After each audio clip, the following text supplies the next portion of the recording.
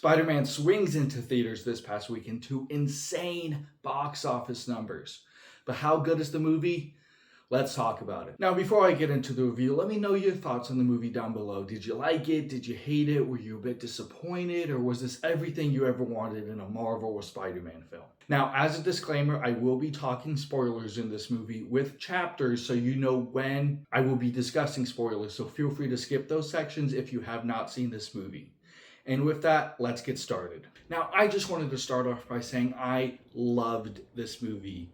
With this being a Spider-Man and a Marvel film, this was one of my most anticipated films of the year. And the thing that I really appreciate is that with the success of No Way Home, Marvel didn't rush out a sequel. They took their time to get the script and the movie right. But on the other hand, with the promotional material of Hulk and Punisher and The Hand, I was worried that this movie would be overstuffed, and I was a bit disappointed when I first heard that because I've wanted a true Tom Holland Spider-Man film, and I never feel we've really gotten that. Whether it's Iron Man showing up, Nick Fury, the other Spider-Man, I just wanted a solo Spider-Man movie. Now, that's just how I felt going into the movie.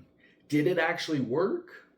I'm pleased to announce that I think it did. Punisher, with having an opposing viewpoint to Spider-Man where he wants to put people down, Spider-Man wants to see the good in people, created a very nice dynamic towards the villain, which I'll talk about later.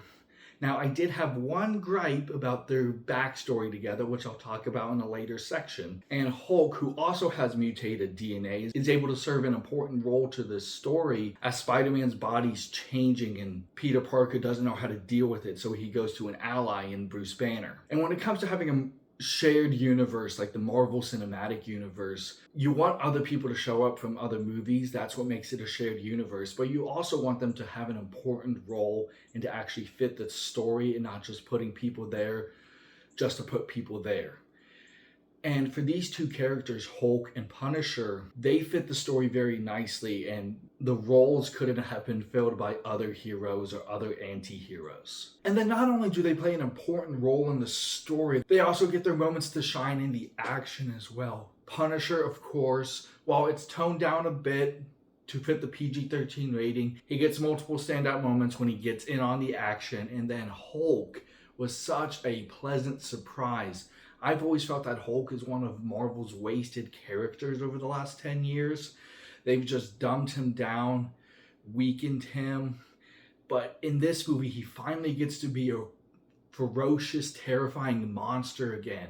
And it was just so awesome to see that. And I hope they continue to use him like this in the future. I'm not entirely sure because of how Bruce Banner's got an inhibitor watch to refrain from being the Hulk. But if they use him like they did, I'm going to be so happy and finally excited to see the Hulk back. And then another positive of this movie is just the small scale-ness that you love to see in Spider-Man films. Very reminiscent of pre-MCU Spider-Man, where he's fighting petty crime like armed robbery and break-ins. And not everything is big, spectacular, saving the world. It is in the second half of the movie once our villain gets in. But for the first half, it was very reminiscent of the Spider-Man game where he gets an alert on his phone for a crime in progress and he has to go do that. And he's got a cop that he talks to for insights on crime and, hey, I'm going to go do this. No, the police got it handled. Very reminiscent of the Spider-Man game from Insomniac. Love to see that. And part of that is just what makes this one of the best Spider-Man films is because it's what we wanted this whole time. Not everything has to be multiversal threats or saving the world. It can just be small scale, save New York, and stop crime. And with that, I want to start talking about the villain of the movie.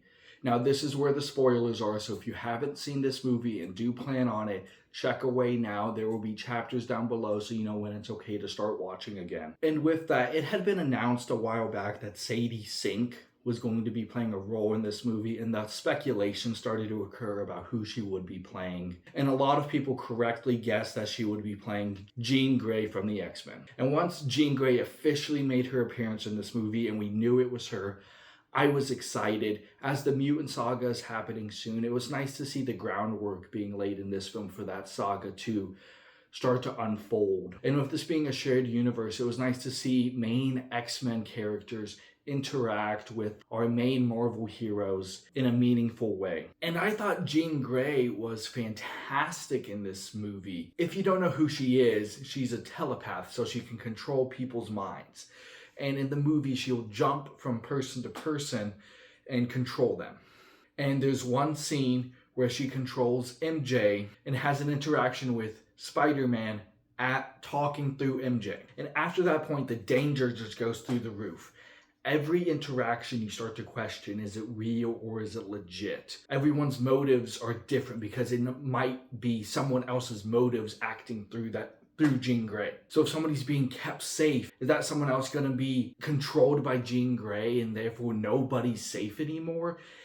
From that interaction on, every set of characters talking with each other just has you on the edge of your seat as you just don't know what's safe, who's corrupted, and who's not. And in this movie, Jean Grey's background is that her sister was kidnapped by the Department of Damage Control, and she's trying to break in to help get her sister, get information. And with this tragic backstory of being a more sympathetic villain, creates that dynamic between Peter Parker and Punisher that we talked about, where Punisher wants to take the shot, take her out, whereas Spider-Man's like, oh damn, I gave her to Damage Control because she had antagonistic motives.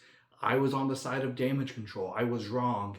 Let me now help her. And that's where we get into some more of the mixed aspects of this movie, where there's no consequences for her actions. She just walks away scot-free because she's that sympathetic villain, despite her actions of taking over people, bombing places, breaking and entering are not redeemable qualities despite her backstory. Now, of course, Jean Grey is going to play a major role in the Marvel Cinematic Universe going forward, being one of our main X-Men. So you need her available for future projects, but what's the right balance between letting her be available versus suffering the consequences of her actions and not being able to get off scot-free? I'm not sure, but it's not what we got.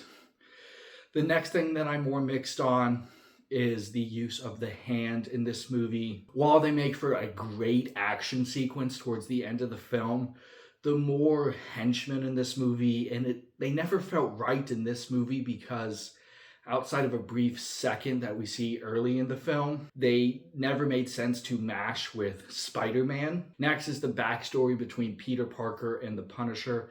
In the movie, Spider-Man had saved Punisher on Staten Island, which makes for some great quipping back and forth of, I saved you, now I saved you, I owe you one. But it's never been shown to us. And so it just felt like a forced backstory to bring the Punisher in. And I just felt this could have been better corrected with proper planning in the MCU.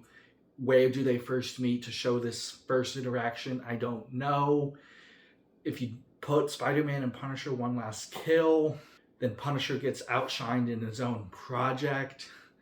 So again, just something where I don't know how to fix it, but what we got could have been improved. And the next thing I want to talk about is something that I felt quite bad, not even mixed, but bad. And that's, small spoiler, Yelena Belova from Black Widow is in this movie. And her character's just quite odd.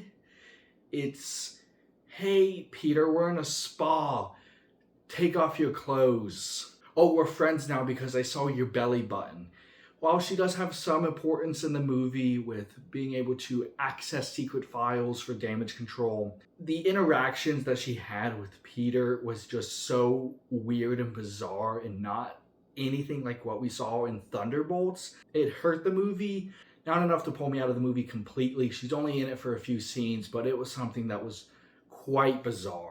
And that'll do it for my review. With sky-high anticipation of this being Spider-Man and MCU, I'm so glad that I was able to enjoy this film very much. And we've been on a hot streak here for the last few films. Thunderbolts, Fantastic Four, and now Spider-Man. Let's hope that keeps going into Doomsday and Secret Wars. I know there's some concern there about the lack of build-up, and I get that, but all we can do is hope for the best. If you like this video, please like and subscribe so you can see more content from me, more video reviews, franchise rankings, director rankings, and let me know if you have any ideas that you'd want to see me do a video on. But that'll do it, and I'll see you in the next video.